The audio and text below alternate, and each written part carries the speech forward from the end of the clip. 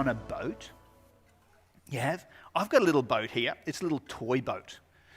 You wouldn't be able to get into that, would you, and enjoy yourself in that? But have you ever been in a boat, gone out fishing or something like that, or done something like that? You know, some people do that. Some people take their kids fishing. Has anyone ever gone fishing with mum and dad? Yeah? Have you? Have you ever caught a fish that's bigger than you? No, maybe not. Well, some people take their kids tubing. Have you ever been tubing behind a boat? It looks fun, doesn't it? They don't look as though they're having fun up there. I don't know what a cat is doing in a tube, do you? No, I don't think it should be there at all, but that picture, those kids look as though they're not having very much fun. But tubing usually is very much fun. Other people take a boat out and they just want a great day out on the water. You see the photo up this side? I don't think that guy's going boating. I think he's going swimming. Do you think he's going to end up in the water, the guy with the esky? Yeah. But being in boats is fun, isn't it? We have a great time. But one thing about being in a boat is that sometimes it can be a bit scary. Because when the winds come up and the waves come up, it can be really scary. Now, I've got a little fishing boat that I sometimes go out in the Moreton Bay in, and I enjoy fishing a little bit, but sometimes I've been out in my little boat and the wind has got up and the waves has got up, and it's a bit scary because my boat's not very big. And when the wind gets up and the waves get up, wow, sometimes you're scared that the waves are going to crash over your boat, or they're going to swamp the boat, or something like that. And storms at sea can be really, really scary. That the wind howls and the waves crash, and if you're in the boat, you can actually get really wet and really cold, and you don't want to be out in a storm in a boat. Trust me, okay? Unless you've got a really, really, really, really, really big boat like a cruise liner, okay? Now, one day, Jesus and his disciples went out in a boat. And it would have been a little boat looking like this down the bottom left here. That's what it would have looked like, okay? It was a reasonable sized boat, probably from the wall to about here, somewhere here, okay? That's how big that boat would have been. So not huge, but it would have been reasonable size, and it would have looked very similar to that. I want to read to you what happened when they went out in the boat. And it's, mums and dads, if you've got your Bibles there, you might want to look it up too. It's in Luke chapter 8, verse 22. And boys and girls, you listen really carefully. I think you might have heard this story before, for some of you. This is what it says. Luke chapter 8, verse 22. One day, Jesus said to his disciples, "Let's go over to the other side of the lake." So they got into a boat and they set out. And as they sailed, he fell asleep. Wow. As they sailed, he fell asleep, and a squall or a storm came up on the lake, so that the boat was being swamped. Water was coming over the side of the boat, and they were in great danger. The disciples went and woke him and said, "Master, Master, we're going to drown." And he got up and he rebuked the wind and the raging waters, and the storm subsided, or it stopped, and all was calm. "Where is your faith?" he asked his disciples. In fear and amazement, they asked one another, "Who is this? He commands even the wind and the water, and they obey him." It's pretty incredible, isn't it? Jesus and his disciples were on their way across the lake when a big storm began to brew. Now, I need your help. Now, actually, I think I need the helps of all the adults here today too. Do you want to get them involved today? I think that'd be a good idea, don't you? Yeah. So we're going to make the storm here today, okay? We need some sound effects. So they've got masks on, so that means it's going to be a bit softer. So they're going to have to be really, really loud. So what I'm going to do is I'm going to get this half of the church here. You're going to be the sound of the waves, okay? Psh, psh, psh. Can you do that? 1, 2, 3. Hey, that's not too bad, is it? That's not too bad. Okay, this group here, I'm going to get you to be the wind. So I want you to go whoosh. Okay, ready? Oh, it's not too bad. I reckon we might get a few of these people to help them. I don't know if they can do it on their own. Okay, let's try once more. 1, 2, 3. Oh, that's not too bad. And you know, boys and girls, sometimes when the wind is really, really strong, it sort of howls, goes whoo, something like that. It's not a ghost, but it's the wind. So I'm going to get this block of people over on the left-hand side to be the wind howling. I don't want it to sound like a wolf or a dog, okay? But the wind. Can you try to howl like the wind? Ready?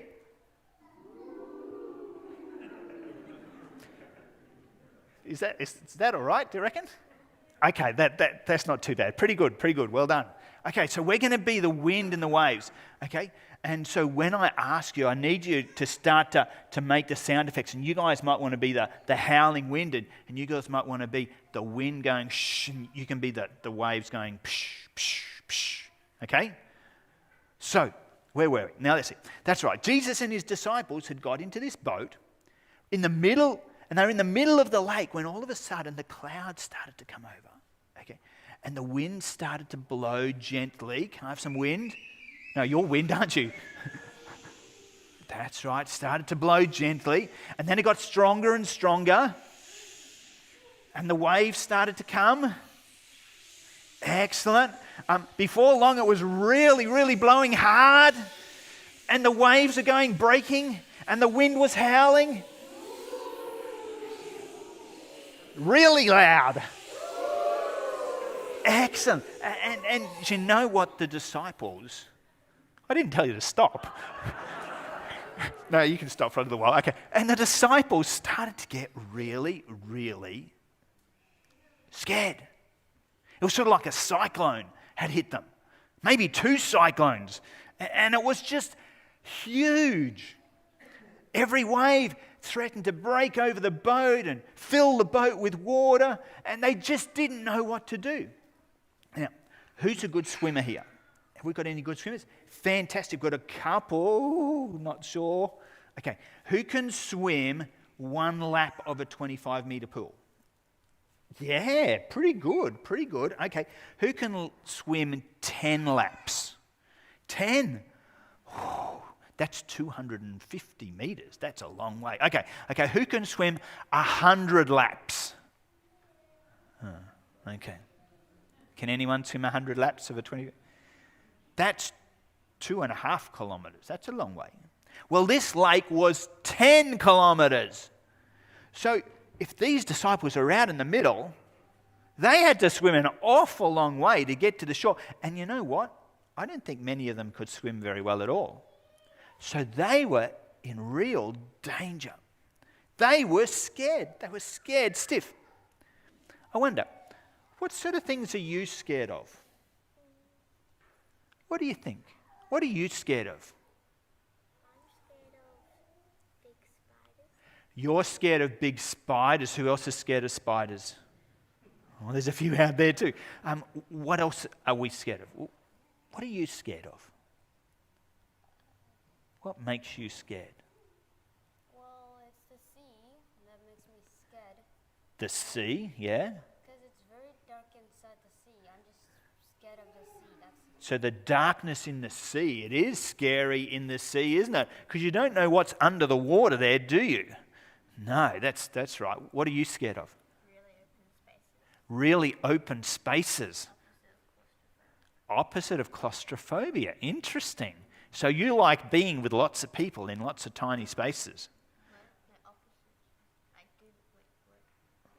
You like open spaces, or you don't like open spaces there. So you like to be closed in. Interesting. Anyone else? What are you scared of?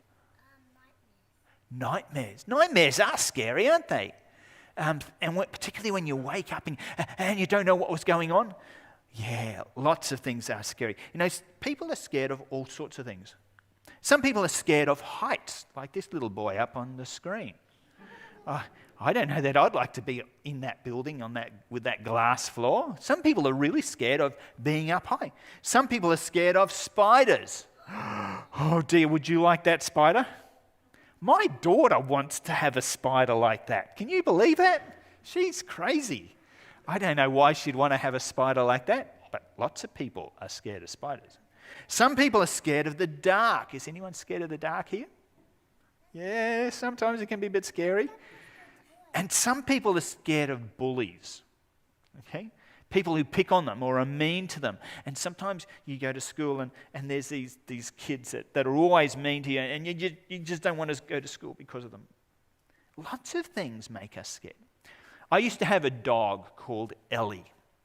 This is a picture of my dog. She's not alive anymore. I've got another dog now. But my dog, Ellie, used to be scared of lots and lots of things. She was scared of lightning whenever there was a storm. She was really scared whenever there were fireworks. She was scared. You know what else she was scared of? The rubbish man. Every time the rubbish truck came, she would run and hide under the bed. Now, she was a big dog, and so she didn't quite fit very well under the bed, but she would come and hide from the rubbish man. It was funny. I don't know why. Silly, isn't it? But we are all scared of different things. You know what? Mums and dads are scared of things too. Mums and dads are often scared of things. So, sometimes mums and dads are scared of bullies too.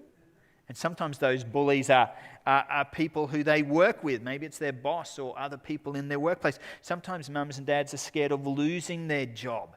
And scared that they won't be able to earn money to actually pay for the food and the clothes that you need. Sometimes they're scared of getting sick and not being able to care for other people or care for themselves. Sometimes mums and dads are scared that they're not going to have enough money saved up when they get a bit older and they have to retire. There's lots of things that mums and dads and grown-ups are scared of too. Did you know that? It's true. They're scared of lots of things also. You know, when we are scared of things, it makes us really upset, doesn't it? Now, I've got some pieces of paper here. And if you're watching at home, boys and girls at home, I want you to go and find a piece of paper and some felt pens, because I'm going to get you to do some things. Do you want to grab a piece of paper? And on this page here, there's some boxes. In that top box, there's some pens here, so grab some felt pens also. What I want you to do is I want you to draw a picture of some things that you might be scared of. Okay, there's one there. So can you grab some felt pens and draw some pictures of some of the things you might be scared of in this top box here? Can you do that? Well, I talk to mums and dads for a little while. Fantastic. Mums and dads, Jesus' disciples were scared, weren't they, in that boat? They were petrified because the reality was they're in the middle of the lake, the storm was there, their boat really was at risk of being swamped, and they were at risk of drowning. I'm wondering today, what is it that you're scared of in this world? It's probably not the risk of drowning in the middle of the lake. Okay, so it's probably not the same thing as the disciples. But for you, for some of you, maybe death is the thing that is scaring you, or the type of death. For some of you, maybe it's having to confront someone at work about something. Maybe for some, it's fear of being alone or being left alone for the rest of your life. For some, it's a fear of what's going to happen coming out of all of this COVID thing. Or maybe it's a relationship that's going to start to unravel and you're scared about a relationship breakdown or something like that. I think that we all, just like the disciples, have things at times in our life that scare us, don't we? And we're scared of many, many things. And when we look around to figure out where Jesus is in all of this, we don't see him. He seems to be AWOL, doesn't he? Away without leave. In the disciples' case, he was up the front of the boat sleeping. Now, he was there physically, but he was sleeping, not present with them emotionally at that point in time. Now, I don't want to imply that God is sleeping on the job in our lives or in our situations here. But sometimes when we're in the midst of those fearful things in our life, the big things that keep us up at night, we wonder, God, what are you doing? Where are you? When you're scared, it paralyzes you, doesn't it? And it can consume so much of our thinking and our energies and our life. Boys and girls, how are you going with those drawings? They look fantastic. I see a spider. I see the ocean being drawn. Is that someone being mean? Yeah, I see that shouting at you. There's some good drawings. If you're at home, boys and girls, I wonder whether you can show your mums and dads what you've been drawing. These are great things. That's fantastic. Okay, so let's get back to our story. We won't draw in that bottom box just yet because I want to tell you a little bit more, and then we'll draw some things in that bottom box. Okay, so the wind was still, was still making noises. The waves were still crashing, and the wind was howling.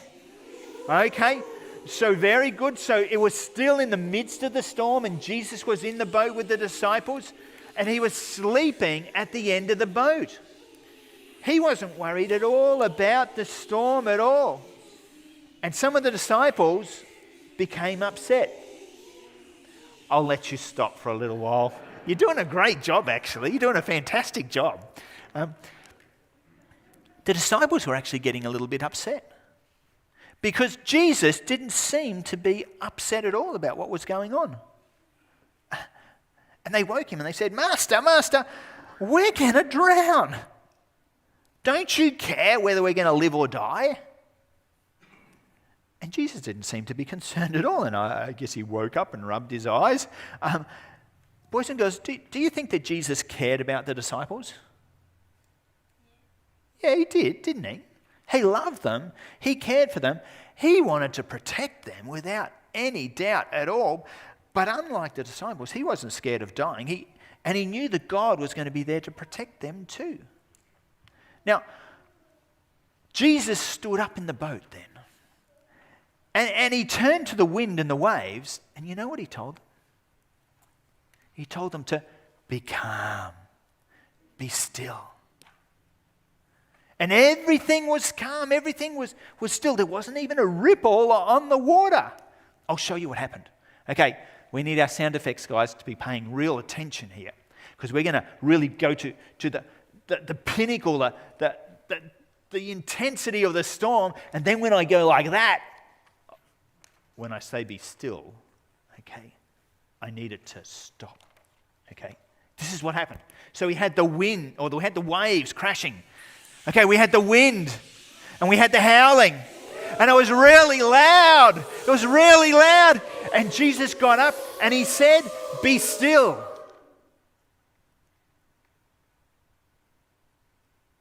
Wow. Can you imagine what that was like? Can you imagine what that was like, being a disciple in the boat? And all of a sudden, the storm was gone. You know, boys and girls, sometimes we get scared of things and we don't think that Jesus can help us. We don't think that Jesus is there looking after us or is caring for us at all. We think we have to face our own fears by ourselves. But that's not true. Because Jesus is with us all the time. Just as he was with the disciples. He was there in the boat with them. It was just that he wasn't scared. Now, we can't always see Jesus, can we? I mean, Jesus isn't in our house in a physical sense that we can see him and touch him and we can walk with him down the path. We don't see Jesus like that. But that doesn't mean he's not with us. Jesus doesn't always take the scary things away from us, you know. There's still spiders around, isn't there? There may still be bullies when we go to school, mean people. God doesn't always remove those things from us, but he can give us courage to stop being scared in the middle of the storm. Do you know what Jesus said to the disciples after he calmed the storm? He said to them, "Where's your faith?" Can you tell me what faith is? Do you know what faith is? Believing and trusting God. That's a fantastic definition. That's exactly what it is, but it's a little bit more even than that. Yeah? Basically, it doesn't just have any kind of faith, I guess. And so, is your faith with me, or he's saying, is your faith with me, or is it somewhere else? So is Jesus is saying, is your faith with me, in me, or is it somewhere else? I think that's what the question is. Where's your faith? But what is faith? I think it is believing. I think it is trusting, definitely. Yeah, what were you? Okay. You know, it is believing and trusting in something when you don't fully understand it.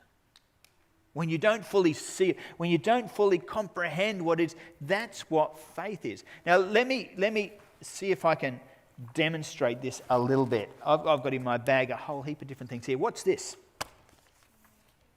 It's a movie, Dr. Dolittle 3, this one is. But what's this? CD or a DVD. Now, I don't understand this. When I put this into a machine at home, all of a sudden on another machine, a big square thing, a rectangular thing, pictures appear. Now, when I look at this, there's no pictures. I don't understand how that can go in this machine and all of a sudden I can be watching pictures and they're moving and there's talking and all sorts of things. It's a movie. How there can be a movie on the TV over here. Do you understand how that works? No. Do you?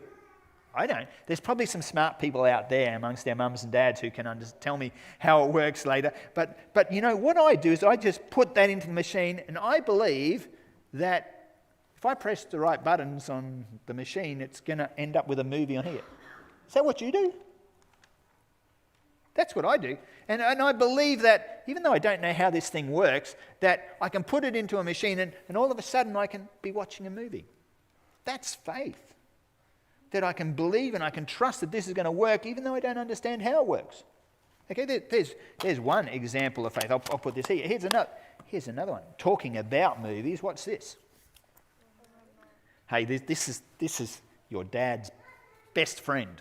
Because what it means is you can sit in the chair and you can press a button and the TV can go on and the stereo can go on and you can change channels and you can see what's on television. Isn't that right, men? Yeah, this is a great thing.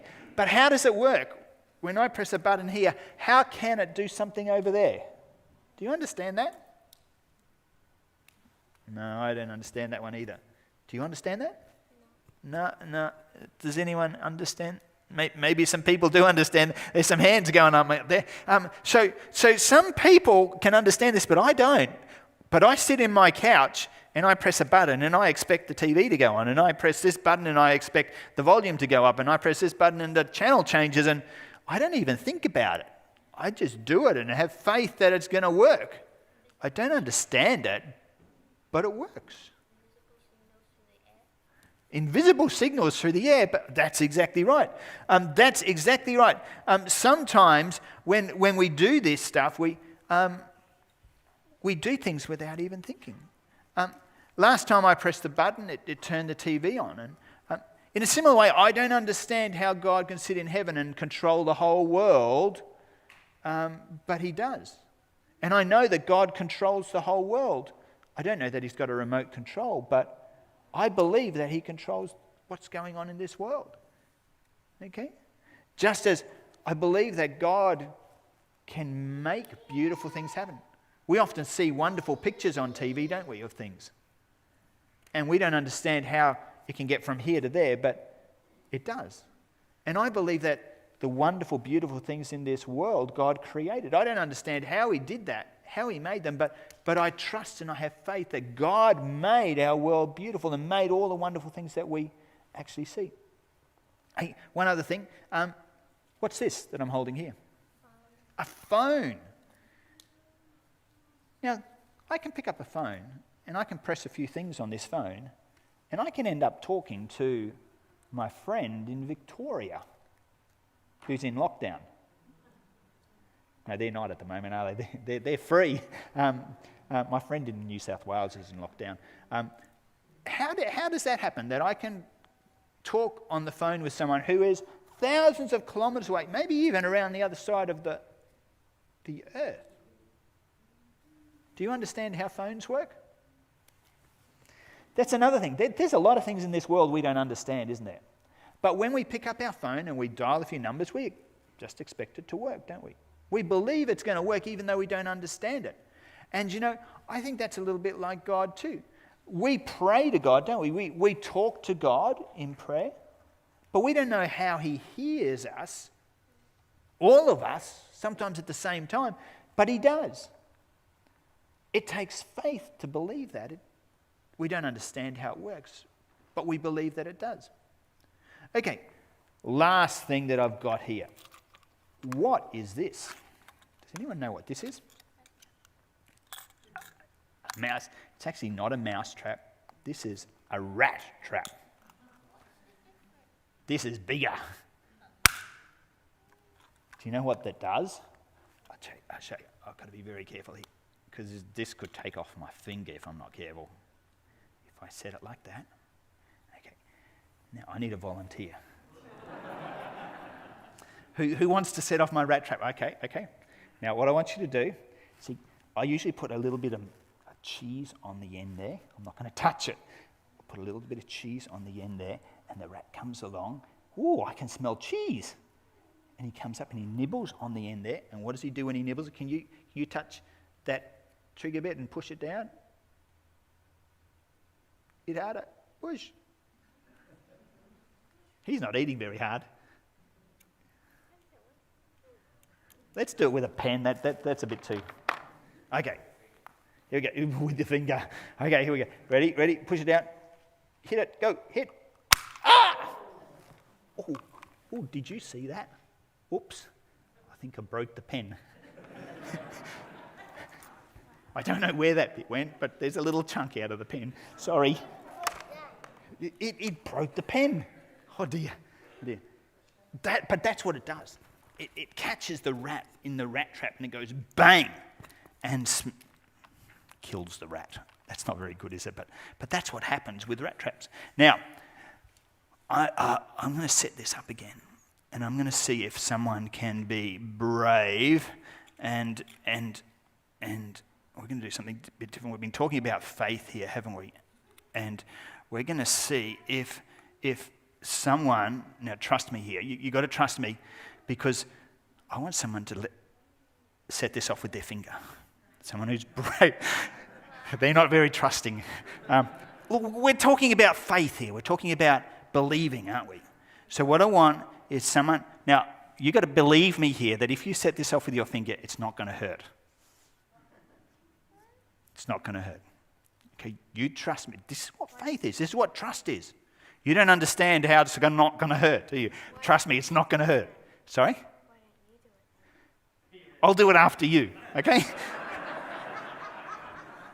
I just need a trusting volunteer. Who's got faith here? Who wants to set it off? Will you set it off for me? Trust me? No one?